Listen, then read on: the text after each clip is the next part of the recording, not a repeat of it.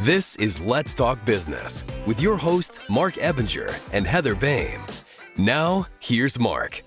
Welcome to Let's Talk Business, a show that talks entrepreneurship with some of the best businesses in the San Antonio area. Coming up on the show today, we're going to talk with Howie Nestel, the owner of Howie Nestel Motivation. Howie's a popular public speaker who has served on more than 100 nonprofit boards, founded 5 nonprofits, and has consulted with more than 1,500 clients on marketing. Howie, welcome to the show. Wow. Who did all that? Yeah, I did all my homework. So, Sharkmatic, obviously, that's your marketing company. We'll talk about that as well, and then some of the things that we're doing together, too. So I'm excited to have you here. It's you do a lot of teaching, and you give a lot of business insight, a lot of free advice that really does have impact. So it's exciting to have you here. Yeah, free. They say advice is worth what you pay for it.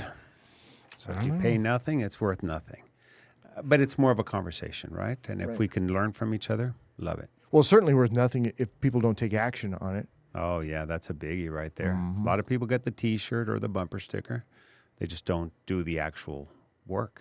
Well, that conversation you and I had over Mexican breakfast, some tacos, it was like you're giving out insight, and I'm like, I pulled out my iPad and started taking some notes and implemented it straight away. It's like, I think that's important action, right? It's not just words, but it's action behind it. And I know you like numbers and percentages, but if I had to put a number to it, I would say 90 to 95% of people will listen to something, maybe a podcast or read a book, and find it really interesting and useful and worthwhile. And maybe 5 or 10% will actually implement it and do something about it. Well, it's timing sometimes, right? A lot of people are overwhelmed in what they're doing. They just don't have the mental energy or the stamina to actually implement something they know would be really, really good for business. That's for sure. The other thing about timing is that when the student is ready, the teacher arrives. So the lessons are there, but if the student's not ready, the student's not ready. You know, there are things that I've reread or relearned that I may have first heard about or studied 10, 15, 20, 30 years ago that I don't implement until now because I just wasn't ready back then. Just like parenting, right? Because we'll get into that here in a little bit too, but it's like our parents tell us stuff and that wisdom's being imparted and we're not ready to hear it. It's like, whatever. Yeah, mom, dad. When you're 16, you know everything about everything, and then you just start forgetting stuff after that, becoming less and less knowledgeable as you go. That's what I tell my kids. 16 is the peak. I have 2 teenagers and 1 tweenager, and I say, the time for action is now. Leave home while you still know everything. All right, let me finish my introduction. We just get right into it, right? I'm your host, Marc Ebinger, the owner of Crükus Marketing Agency, a company that specializes in giving small businesses a competitive edge by hiring low-cost administrative and social media experts from outside the United States. A quick reminder for our listeners, you can catch video and podcast versions of the show anytime by visiting our website at satalkradio.com. Of course, you can get to all of our social media, just clicking on those colorful icons there. We're on I call it the big 6, like Twitter, TikTok, Instagram, Facebook, all the things, and LinkedIn too. So if you are a small business owner in the San Antonio area and like to have your company featured on the show, just visit our website at satalkradio.com or call our office at 210-960-8210. That's 210-960-8210, and we can get you booked on the show. So, Howie, I met you at a network lunch that I've been going to for almost a year now. Time goes by, and you do the educational moments there every week, and you do something very, very smart there, is that you record them every time you do it. Why do you do that? Why do you give the business tip? Why are you doing what you do there because you don't have to. No, I don't have to. I get to. It's for me, it's a mindset thing. I love public speaking. I do it already as both a business and as a hobby, and I use public speaking to help nonprofits grow their exposure and their influence. And so I figure, business, I'm a serial entrepreneur. I've been a partner in 24, 25 businesses for 35, 40 years, and it's kind of in my DNA. My parents were entrepreneurs and business owners. My grandparents were entrepreneurs and business owners. I grew up in it. So it's what I eat, live, and breathe and love doing. I know the power of business and entrepreneurship. And because I've worked with, in my marketing firm, 1,500 clients in 30 years, I want to help spread some of that knowledge and learning to other entrepreneurs who may have only had one or two businesses or have only been in business for 2, 3, 4, 5 years. There's a lot of learning you can do. You could kind of spend the next 3 decades learning it, or you could listen to a few mentors and people who've been there, done that, got the T-shirt, and then shorten that learning curve down to months, years, weeks, whatever. So one of the things you're really good at is you're very personable, right? It's easy to listen to what you're saying. You come across great. You've got humor that you inject into what you're doing. Yeah, it's well, a I'm good trying to time. entertain myself as well, you know? Thank you for saying that, because I laugh at my jokes probably more than anybody, right? But I'm just trying to have a good time, and I think I'm funny at times, you know what I mean? And I can appreciate that kind of a connection when people are like that too. They're just trying to have a good time, and they think they're funny. So humor is a great way to weave into your public speaking, because people remember how they felt about something. They don't necessarily remember what was said, but how they felt. If they remember 3 things, you're already beating the average. Normally, most people will take 1 or 2 nuggets away from a 20, 30-minute or 1-hour talk. They're not going to remember everything. But you're right. They'll remember how you made them feel. And if you made them feel good and there was something that resonated with them, I get that all the time. Most of the time when I run into somebody that was at one of my talks, including right now outside the podcast, that kid that was outside, he remembered that he was at one of the referral groups where I spoke. People will usually remember one thing that they implemented. And a lot of it is stuff that I'm either interested in learning about, or that I heard from somebody else. So my college roommate and I were on a trip together not that long ago, and he was talking to a client in Dubai, a staffer in Dubai, one of his staff members. And he said to him, he says, "Hey, I understand, but we have a presentation on Tuesday. So if you don't want me in your business, take care of your business." And then he hung up the phone. I'm like, oh my God, that's brilliant. So I went home, and I help sometimes clean my kids' rooms when they're not at the house. And then they come back and they're furious. Yeah. "Dad, why'd you come to my room? My privacy and this and that. That's not normal, blah, blah, blah, blah." Okay? And I said, "Oh, you don't like me in your business?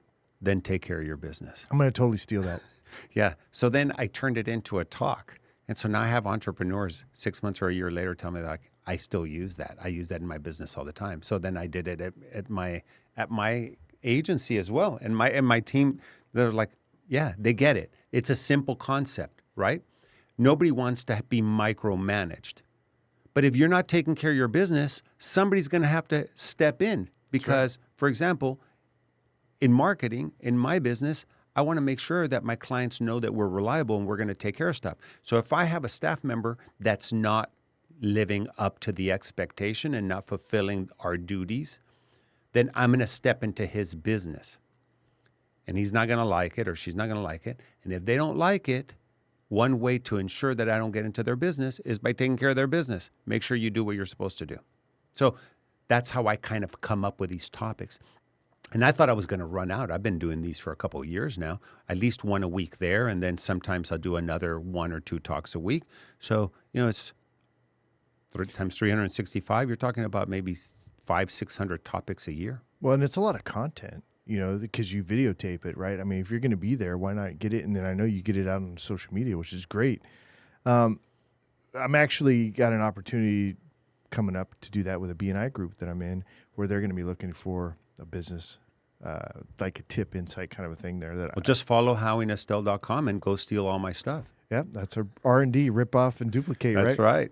But I'm going to put 2 cameras in there. So you used 2 cameras on this last one, right?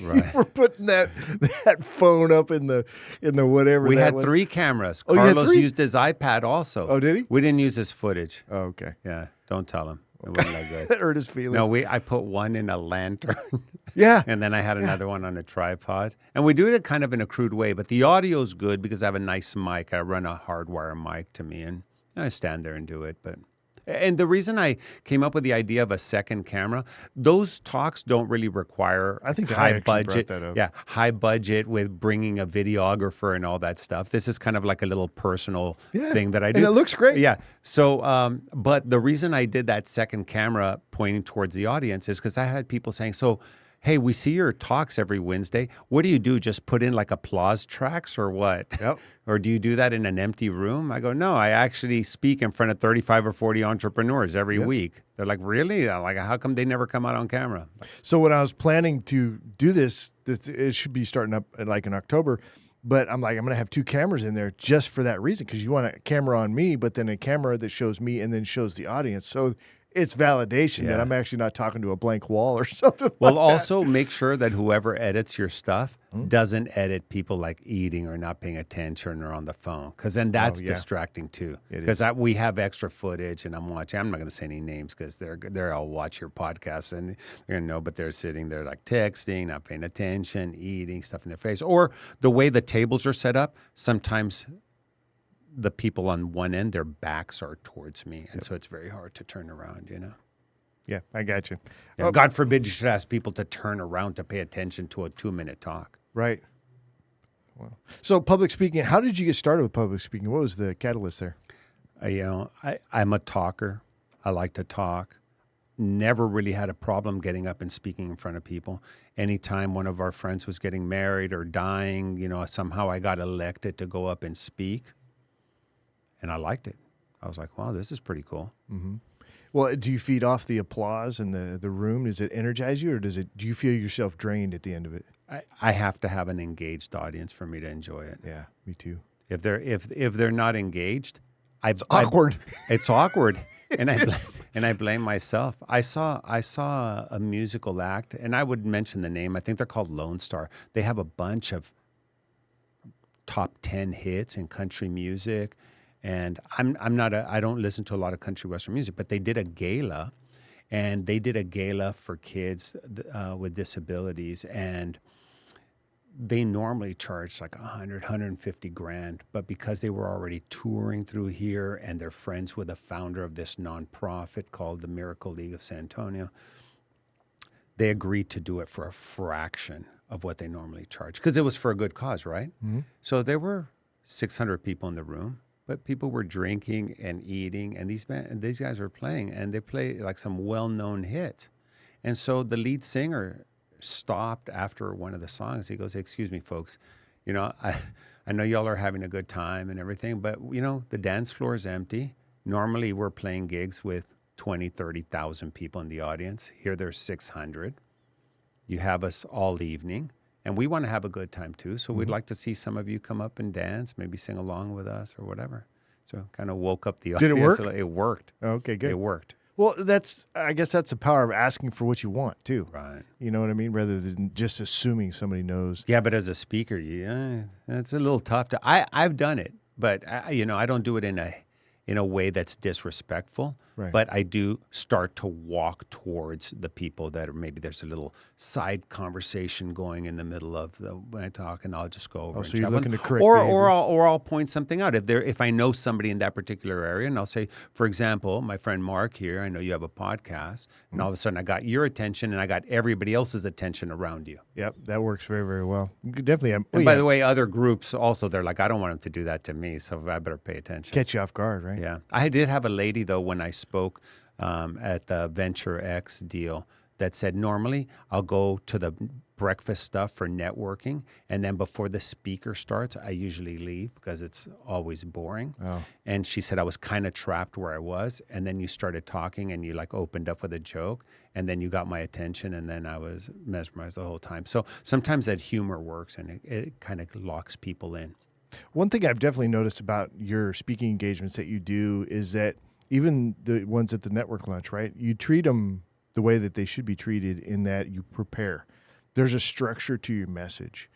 So, and that doesn't happen. Does it happen by accident? I'm assuming that you planned for it, but are you just naturally good at that? No. I practice them. I write them. I listen back to them. I'll record them. But I try not to be so rigid and structured that I have a the message to be delivered in a particular order. As long as I hit the highlights and the points that I practice, I'm okay if I miss some, whatever. But I've heard people speak off the cuff, and normally good speakers will not sound as good when they're completely off the cuff because they think they're great, but they're usually not. Unless you have, just like movies, there's a structure to everything, right? Yeah. You set up the problem, you have the hero, they come back and then they win, whatever it is. There has to be some kind of formula. It's not that I speak off of a formula, but if there isn't a problem and a solution to it and a learning and something to take away, people don't find it valuable.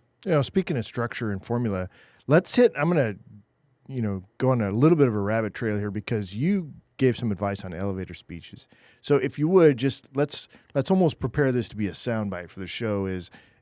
What is an elevator speech and what's the structure of one that works for you that somebody else could take that formula and use? Okay, so an elevator pitch, and I know people have heard of elevator speech, elevator pitch. The idea behind that is you get into an elevator, and then next to you is your ideal prospect. If you could pick the best kind of client you could ever have, and they walked into the elevator and they pushed the 5th floor and you're going to the 8th floor, you have now from ground floor to 5th floor to pitch them on what you do and what your company does. So you might have whatever it is, 20, 30, 40 seconds. So every business owner, every entrepreneur should have an elevator pitch prepared for those kinds of opportunities. Why? Because you are at an event and somebody asks you, hey, Mark, what do you do? And you're like, oh, I have a podcast and I do this and I have Crükus marketing and we do social media, but we also hire administrative assistants and marketing assistants and we do it overseas. And right now we get a lot of people from the Philippines, but we're looking at the market. It's like, man, you kind of lost somebody and you're trying to get all the points across. Right. And they're like, wait a second, what? So to put together an effective elevator pitch, in my opinion, after 35 years in marketing, you want to set up a problem that every prospect you talk to can identify with and agree with, okay? So I'll give you, as an example, the one for Sharkmatic advertising. I say to prospects, every business struggles with marketing. True or not true? True. I mean, you have a marketing business. I have a marketing business. I struggle with my own marketing. Mm-hmm. Every business struggles with marketing. You can't disagree with that. Second part of the elevator pitch, second sentence. At Sharkmatic, we have a signature approach to helping our clients communicate their message effectively and economically. Ooh, wow. So these people have developed something that they can help me with because I can't many times convey my message effectively and economically. Ooh, that's the second part. And then the close, or the third part, is as a result, our clients tend to be more successful than their competitors. Short and sweet and to the point. That whole thing probably took 15 seconds, 3 sentences, 5 seconds a sentence. You're done. So could you end it with, well, now I'm available for questions? Since we still have 10 seconds. No, absolutely you can. Yeah. But at that point, if they say, hey, so what do you do? I said, I have a marketing business. And we know, like I'm going to put it conversationally because you're not going to pitch it like that, like looking at an index card. So you'll get in an elevator and they're like, oh, so, I know they're the CEO of Starbucks, okay? And I'd love to get them as a client. And then they get on. So, I'm like, oh my God, you're the CEO of Starbucks. How are you doing? He's like, oh, great. Yeah. I go, my name's Howard Estelle. He goes, oh, what do you do? I said, I have a marketing firm. And one thing that I realized over 35 years is that most businesses, probably even Starbucks, struggle with marketing. Well, after working with 1,500 clients, we've developed an approach that helps our clients to communicate their brand promise in an effective and economical way. You know what happens as a result? Our clients tend to be more successful than their competitors. You know what the next thing usually is out of their mouth? Can I get one of your cards? Mm-hmm. So then that conversation either continues there or they get off the elevator and they'll call you later. I like to even double down on that because it's like, you exchange cards and say, you know what, I'm going to have my assistant call you. By the time I'm even up to the 8th floor, my assistant's calling and booking the coffee sit down. Right? It's just having that system in place to get on it quick. Which is something else, by the way. Very few entrepreneurs are good at follow-up. A lot of people, I mean, there's a lot of classes and videos and things on networking, tips, tricks, and hacks for networking. And how can you get really good at networking? Fantastic. So let's say you get that part down and you go and network the heck out of whatever and you pass out cards and all that stuff. Well, guess what? The other person's waiting for you to call them, or they already forgot about you, or you're waiting for them to call you or to go like you and follow you on social media. And if neither one takes the first step, guess what? You're back where you started. You might have more business cards, but that doesn't mean you have more prospects. And not having business cards is not a leading indicator to getting business. A leading indicator to getting more business is follow-ups. The more follow-ups you have, the more meetings you're going to have, the more RFPs or requests for proposals you're going to have. And then the more RFPs you have, guess what? The more business you're closing. You know, I'll even double down on that and say that when you exchange cards or you set an expectation and you don't, that's actually a negative towards you and what you represent, because people are going to see you as, well, yeah, we did that. Maybe they didn't take any action, but you didn't take any action. That's not necessarily seen as a positive. So it could be like a negative experience. Yeah. When you run across, yeah, we did this and I never followed up. I got busy or whatever. That's a negative. If you're too busy to help me or to even follow up with that, that's not a good thing. And who's going to value that connection more? Who has the most to gain from it? That's really who should be taking the step forward. Yep. I mean, ideally, you want to take over and do all of them. But you know what? If there's not much you're going to gain from the other person, human nature is, if he wants to follow up or she wants to follow up with me, she'll call. If not, whatever. But I don't really care. There's a possibility of a huge mistake. I've had connections that I didn't think were going to be good connections that led to a connection that was like, oh my gosh, this is a great connection for me. Yeah. So it's just, I'm weak on follow-up. So that's why I have staff now that takes care of that for me. Yeah. Because it's seriously just a guy I just met, take a picture of it, send it up. I'm busy doing other stuff. Yeah, and it's being taken care of. It's being taken care of. I'm posting on social media right now without posting on social media. I approve something that my office is going to post. It's absolutely valuable. So my newest employee at Sharkmatic, his name is Jesse. He graduated from UTSA with a degree in marketing. And so the other day he worked on something on one of my videos, put it up online.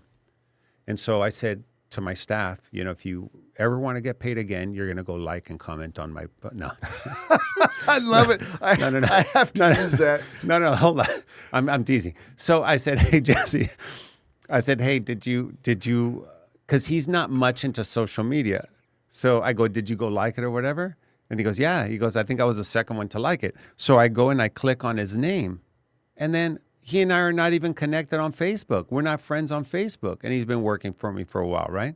So I go, hey, Jesse, and my other employees are sitting there, right? I go, Jesse, you and I aren't friends on Facebook. And he goes, oh, yeah, I guess we're not. I go, yeah, I just sent you a friend request, by the way. I go, so we're not friends on Facebook. Whose fault is that? And he goes, I guess both of ours, because neither one of us noticed. I go, wrong. I go, hey, Pete, whose fault is it? He goes, I'm staying out of this. Oh. I go, Jesse, you went to UTSA. I attended UTSA, and then I went to UT Austin. You got a degree in marketing. I got a degree in marketing. Are you tracking? Yeah. I've been in business for 35 years. You've been working for me for 4 weeks. I have 10,000 contacts on a first name basis. You have a couple of people you go tubing down the Guadalupe with. Who do you think stands to gain more from sending out a friend request to the other person? And he goes, I guess I do. I go, you guessed right. I go, so now I'll ask you the question. Whose fault is it that we're not connected? He goes, mine? I go, yes, correct. I'm being funny, but you know what? If he and I didn't connect as friends and he doesn't work at Sharkmatic in a year or two or whatever, my life, my business is not going to change at this point in my career, you know? If he's getting started in marketing, I would want to leverage my boss's contacts. Heck yeah. So let's talk about volunteerism for a minute. So when this idea that I'm going to go volunteer to get in a line, to work a line at a soup kitchen, or whatever, not necessarily appealing. And I don't want to seem arrogant about that or anything, but it's not my ideal situation. And one of the things that you talk about is using or leveraging what you do and what your talents are to help benefit, like a nonprofit type situation or a volunteer situation.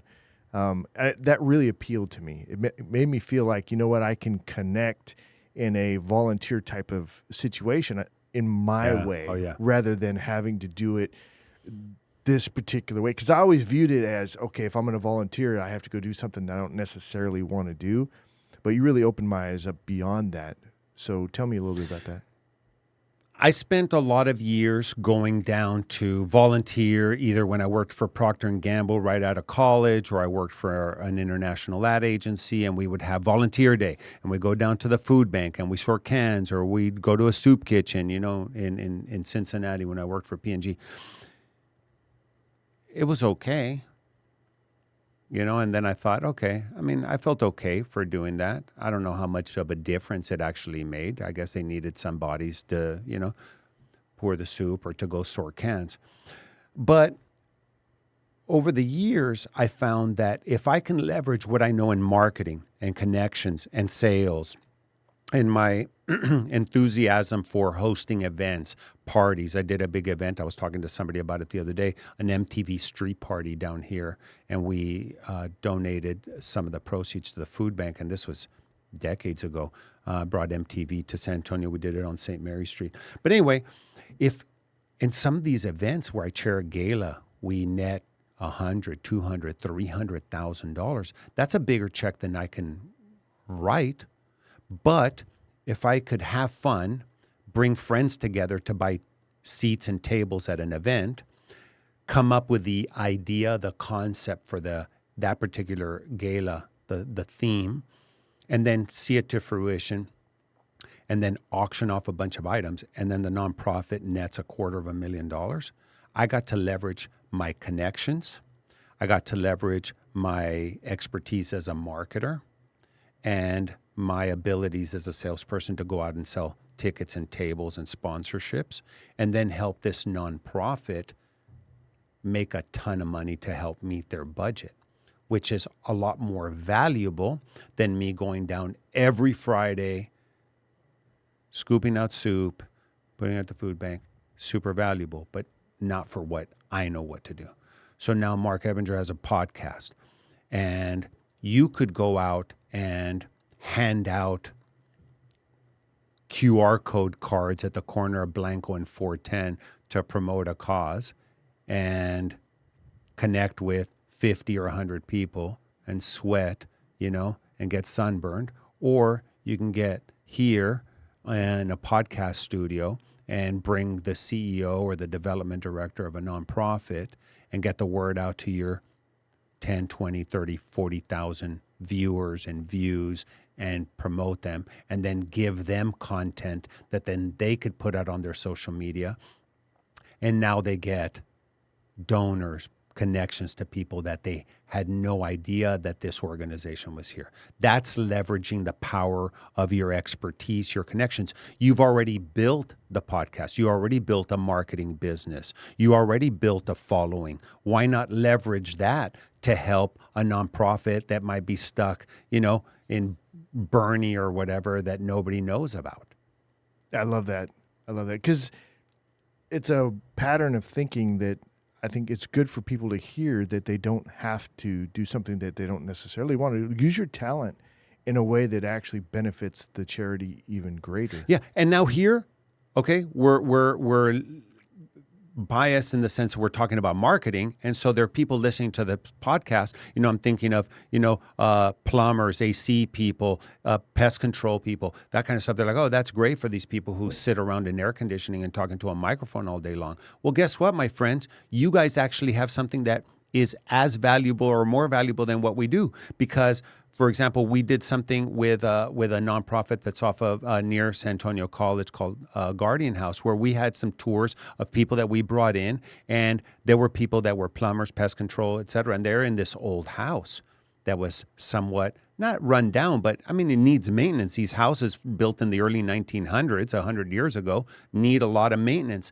And if they're using their budget for what they do in terms of counseling for children and for parents who are at odds and trying to do things with their kids, well, they may not want to spend their money on fixing all their plumbing or their AC or whatever because it's very expensive.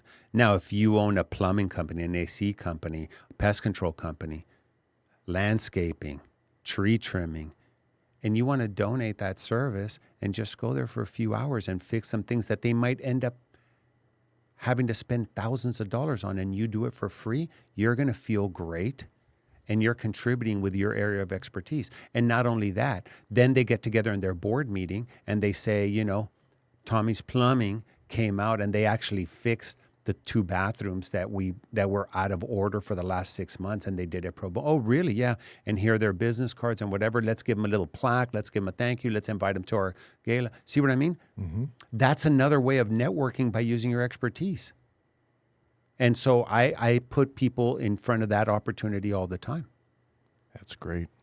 So let's talk about parenting a little bit, because I know you love being a parent. My kids don't love me parenting them, yeah, they do. But I do love being a parent. If they don't appreciate it as much now, they certainly will as you go along, because you're very hands-on parenting. So tell me about how many kids you have and what's your parenting style? I have 3 kids. They're 17, 15, and 12. And I love them differently. I like them on different days. And I often say that if I write a parenting book, it'll be titled What My Daughter Told Me This Past October. She's like, oh my God, Dad, I hate you, but can you take my friends and I to Fright Fest? That would be the title. And then the subtitle would be, oh, and don't follow us around because you're going to look like a stalker. You know? It's, it's a moving target. All parents know this. I'm a hands-on parent, and because I'm in marketing, I like putting stuff out there, and I put stuff on social media that I do with my kids. And I have friends, by the way, that have called me and said, Howie, kudos, dude. Love all the things you do with your kids. Do me a favor. Don't put it on Facebook. Yeah, right. You know why? Because my wife's like, well, look at Howie, and he's doing that, and he done, I'll tell you what helps me. I'll tell you the 2 things that help me. One is I didn't get married and have kids until I was 40. So I had already worked for a long time. I had a certain level of success that I was comfortable with. Gave me more time. I wouldn't tell you that it gave me more patience, but it certainly gave me more time than I had in my 20s when I was conquering the world, okay? That's one advantage that I have. The second advantage that I have that helps me is that as much as I wanted to mature, I'm a kid. And I'm not just a kid at heart. I like cars. I like monster trucks. I like scuba diving. I like speeding. Can I say that too? I hope my insurance agent's not listening. I'm not signed up for that thing, by the way, that tracks you and all your moves. I'm not doing any of that. And I'm about fun. I work hard and I play harder for sure. And so if it comes to let's go to movies, let's go do this, let's go scuba dive, I'm in. Let's go. I'll wear my kids out. That's pretty good, because that's not necessarily easy. Right. So being an older parent, I'm an older parent as well. So Brooke was born when I was 30, I think I was 37, fixing to be 38. I actually like being an older parent. I think that there's more patience, right? Mm-hmm. I think there's a wisdom curve in there too that's better. But I don't necessarily, I'm kind of more set in my ways. I think you're a lot more flexible, and this is probably where you're getting some pushback from other parents. It's like, hey, right. Why are you doing so much? You know what I mean? Because we're a bit more fixed in our ways. Well, if I may be so bold as to give you some advice, sure. that, you threw out the word flexible, mm-hmm. that's the superpower that I adopted. Okay, I traded in procrastination, which is the superpower I was actually shipped to Earth with, and I paid the upcharge for adaptability. Okay, if you can be adaptable, you'll be a better parent, and you'll be a better business owner, because life is all about curveballs. It's all about changes. It's not what you expect. You wake up in the morning, you have a certain expectation that things are going to go a certain way. And maybe when you were single, unattached, no kids, you had a job, it was a desk job. Predictability. You could be 93% accurate of how your day was going to go. Now become an entrepreneur, get married, have kids. All of a sudden, guess what? Your predictability percentage ratio just went down to 10% or less. Now you're so pissed off and so frustrated about all the things that are not going right. 90% of the shit is not going the way I wanted it. Guess what? That's where adaptability comes in. You're like, you know what? Be adaptable. Maybe I will have fun. Yesterday, I had a bunch of things happening. I got home at 3:40 p.m. I looked at my calendar. I'm done. I am done. Phone rings. It's my daughter, Nikki. Dad, where are you? I go, what's the matter? I already know there's not an emergency. You know what I mean? No, Dad, Sadine's coming over in like 19 minutes, and you said you'd take us to Fiesta, Texas. I'm like, I said, we could go to Fiesta, Texas sometime. No, you said it's today at 4 o'clock. And I'm thinking like, I haven't spoken with her today. And I'm thinking like, no, Dad, you told me yesterday, because I'm like, oh, was it when I was on the phone and on the computer and you were bugging me that I said that? She goes, yes. And she's coming anyway. So hurry up. You got to get home. I go, I'm already home. Click. Comes over, banging on my, what are you doing? You're laying down? I go, I just got home. Give me a minute. I got to meditate for about 30 seconds and then I'll get dressed. And then my 12-year-old's like, Fiesta, Texas, I'm going. So there we go. Yeah, it's adaptability. You know, it's adaptability. But guess what? Guess who was having fun and on rides at 8 o'clock at night? It was me. And then we ate burgers out there and then funnel cake, and we're having a blast. Nice. Funnel cake is the fuel of amusement parks for sure. Oh, man. Love it. That's what I'm like, where's the funnel cake at? So obviously you were raised by somebody, right? So parenting, we make mistakes all the time. Is there anything significant in your childhood that stands out that really kind of shaped you and how you were going to parent? Yeah, I love my parents. I was just on a cruise with my dad. My dad's going to turn 90 this December. Nice. He still drives, so I'll put his address up later on so you guys can put your dogs and kids indoors. But he still drives. And my parents got divorced when I was 15. I had 2 younger siblings. My mom's business was going into bankruptcy. My dad moved to another country. And then I took all of my savings. I was an entrepreneur since age 9-ish. And I took all of my savings, which was a significant amount of money. I'm talking about tens of thousands of dollars, okay, for a kid. I gave it to my mom to try to save her business. It only delayed the inevitable. She ended up closing the business. Our house got foreclosed on, and then we moved into an apartment. And then my mom went to go work for her dad, my grandfather, and then my grandfather kind of helped us out. And I was still working at 15, so I just went back to work. I was still in school. Didn't do very well at school. I can blame it on the fact I was working, but it wasn't that. And I had this epiphany, and that was, nobody is coming to save me. So if my parents couldn't provide or maintain the lifestyle that we had, then what makes me think anybody else is going to? So from that point on, I had a mindset shift, and I said, I got to take over. So I was more of a parent to my siblings. I got a lot more focused and serious about business, still less in school, unless there was an opportunity to learn something that would help me in business. And I became obsessed with money, saving it, and making it and saving it. And back then I had cash, so I would iron my bills. I would make them all stacked. I mean, like it was an obsession. And by the way, I'm formulating right now as we're talking another talk. I'm going to talk about obsession versus called ironing your money. Yeah, versus no obsession versus an interest. You know, but that was the pivotal point. And here I am 4 decades later or 5 decades later, and I'm still there. I'm still the same person. If I go spend, $50, my kids are like, oh, Dad, it's only $50. I'm thinking $50. You know how long it took me to make $50 when I was a kid? And no. But it's a different time. It's a different time. Money's not worth what it was worth, whatever. That's a whole different discussion. But that was the pivotal point.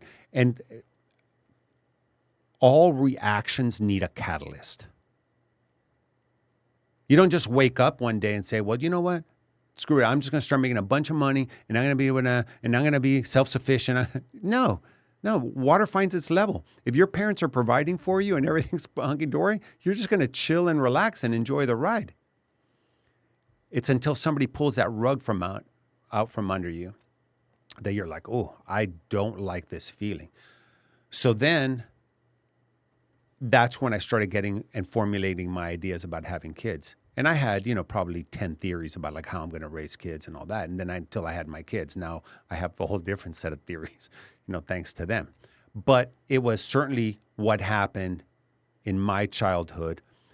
My grandfather was pretty instrumental. And he didn't raise us where we didn't live with him, but he had a business, and I was at his business all the time, learning from my grandfather. And I saw how he interacted with employees and with customers and that kind of stuff, and it resonated. And I thought, he has a nice life. He has 5 kids, 16 grandkids. And he does pretty good. He's got a nice house. So how does all of that translate into parenting for you? What is it that? Where do you kind of focus in? Give me one correlation there of when you're interacting with your kids or what you're teaching your kids based on what you went through. Yeah. What's the message? That's on the not so positive side, to be kind of a monk about it. But on the positive side, I remember, and I was talking about this with my dad the other day. We would go on road trips, and so we went to Houston, went to Dallas from Laredo. I grew up in Laredo, lived in Mexico City also. But I remember going on road trips, staying at a hotel, and him letting us run around in the hotel. And I love that. Some of my fondest memories. So now when I take my kids and we stay in hotels or we go on a cruise or whatever, I let them run around. I know it's important because it was important to me. And they love that. And my kids will tell me like, oh, Dad, you're such a cool dad. You let us do whatever. I go, just make sure, don't throw me under the bus when the cops get you or whatever. Don't be like, oh, well, it's my dad just told us we can go run around, do whatever we want. Have you ever been to Great Wolf Lodge? Oh, yes. So that's a place where the kids just run like, it's a crazy house because they're looking for stuff and they're finding the treasures and solving the puzzles or whatever they're doing. But yeah, that's a great place to let those kids run away. Yeah. Yeah, so my 12-year-old was with me on this last cruise. It was just my 12-year-old. The rest of the family didn't go. But I let him run around, and this was a big boat, 6,400 people and 3,500 staff. So there's 10,000 people on this boat. Wow. And he found me. I didn't give him a phone and I didn't upgrade him to the Wi-Fi package. That's for Dad, because I got to do business. Right. But he did, and he found me, and he knows, this time of the day I'm usually at this bar. This time of the day, if it's in the morning, I'm at the Starbucks, but I'm also getting a shot of Kahlua. But anyway, so yeah, I want to give them their independence also. That's one way of of feeding that. Oh, I'm right, you're wrong, you're terrible, Dad, you don't know what to I give them some level of independence, and you got to let them fall, and you got to let them get their scrapes in and all that stuff, and, feel a little uncomfortable sometimes, and then they'll come and find you. I love it. All right, Howie, so if folks want to get connected with your business, how do they do that? Well, HowieNestell.com is the public speaking thing. Don't feel like you can't afford me. Usually if it's a few $100 speaking fee, I'll donate it to a nonprofit. If you pay me a few $1,000s, I'll keep it. Go buy some pipes for my Harley. Scuba equipment. Yeah, exactly, a new snorkel. But HowieNestell.com, and then on my marketing business, it's Sharkmatic.com, Sharkmatic Advertising. And one of the things I wanted to talk with you, Mark, is you have a marketing business. I have a marketing business, and we didn't really talk a lot, at least this time, about a strategic alliance. And that's important to me. One of the things that I hope most entrepreneurs get to a level of business ownership at a time when they could rely on 2, 3, 5, or 10 strategic alliances that refer each other business. And we found, Sharkmatic found something in Crükus Marketing that is something that we either don't do, are not good at, or don't want to do. And then you're finding that it's probably not the best use of your assets to ramp up in a category that create a lot more problems. In other words, do what you do really well and then leverage somebody like us to do it. And then we could refer each other business. That's ideal. Yeah, and I prefer not to do everything anyway. And, I run across website SEO type folks all the time, and it's like, and great people and everything, but it's like, I've had my eyes set on using Sharkmatic for a long time. It was just a matter of timing, and I think we've got that figured out. So, well, you judge a tree by the fruit it bears, right? So when I see your social media and I see 5,000, 10,000 views, followers, clicks, I see it coming up on all my feeds, then I know you know what you're doing, Yeah, that's it. I'm a product of the product. You know what I mean? That's important. And then, of course, like when I sit down with somebody and I'll show them, hey, here's some of my clients, and this is what we're doing there. They love it. And if they have some feedback on it, I listen to the feedback too. I don't pretend to know everything. We're constantly learning. Wait a second. Are we getting back to adaptability? Adaptability. Sounds like you're adapting. And humility. I'm very humble. Oh, yeah. Okay. So I'm going to leave you with a gift then. Sure. Here's a definition of humility you and I can both live up to. You ready? Yeah. Realizing that what we don't know is more important than what we do know. That's right. You've seen that pie, right? There's a little sliver. This is what you know, and this is everything that you don't know. Yeah. And it seems like the more you learn, the less you realize that you know. Correct. I call that the circle of knowledge. Circle of knowledge encompasses everything there is to know. You draw a little line from the edge to the center. That line represents what you know. But if you draw a second line, that line represents everything you know that you don't know. In other words, you know it exists, you just don't know how to do it. That's right. And then the rest of it is what you don't know that you don't know. Exactly. All right, thanks, Howie. As we wrap up the show, a quick reminder to check out our latest podcast or catch video versions of the show anytime by visiting our website at satalkradio.com. You can go to sharkmatic.com as well. I'm sure you're going to have some content up there. As always, Howie, thank you very much for being here. I appreciate it. Mark, fun. Always fun. We'll catch you on the next one.